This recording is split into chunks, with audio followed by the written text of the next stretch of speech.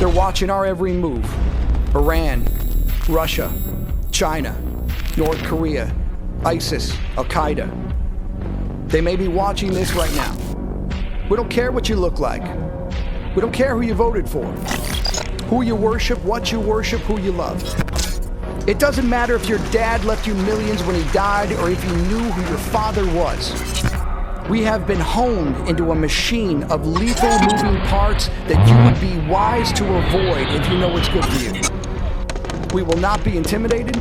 We will not back down. No regrets about Iraq. I think we made exactly the right decisions. I can see at least half a dozen protesters scaling, literally climbing the walls of the Capitol. The thugs smash windows. 47 sub-cabinet level appointment, sir. But you don't have to sign 47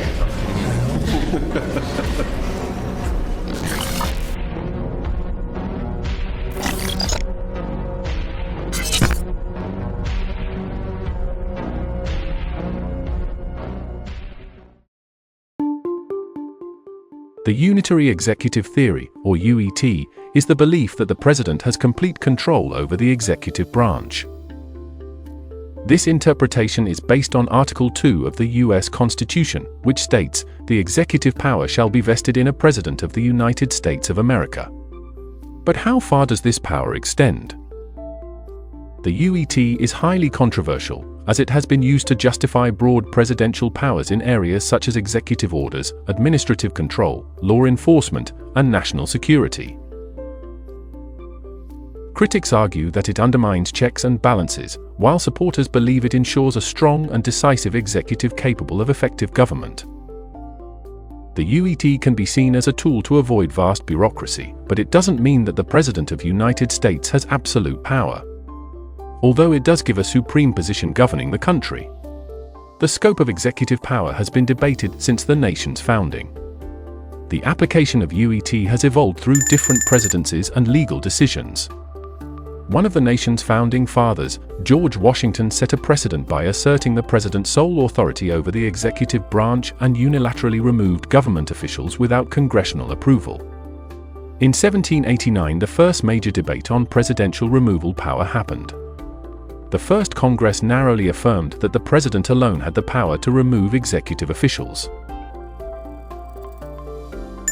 President Andrew Jackson expanded the spoils system, where he removed officials from previous administrations and granted jobs to political party supporters, reinforcing presidential control over the executive branch. In 20th century, Franklin D. Roosevelt expanded federal agencies and introduced the administrative state. Congress could create independent agencies that were insulated from presidential removal, challenging the Unitary Executive Theory. Ronald Reagan revived conservative support for the UET. The conservative and libertarian organization the Federalist Society started advocating for strong presidential power over vast countries' bureaucracy.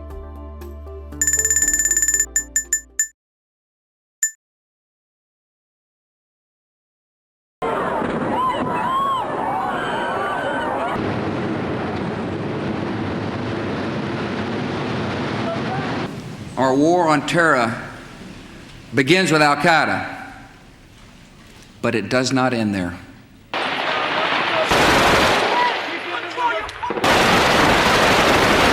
Going fire at this time. Stand by. You got eyes on the dust up bird now? Yeah, I got you.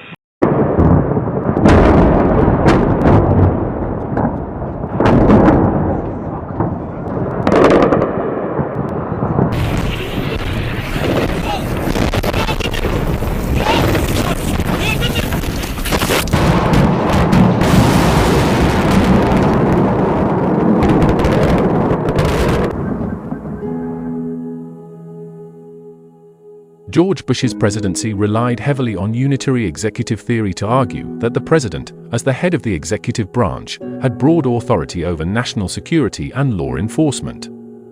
His administration, particularly Vice President Dick Cheney, argued that Congress cannot restrict the president's ability to act in areas where the Constitution vests executive power, particularly in war and foreign policy.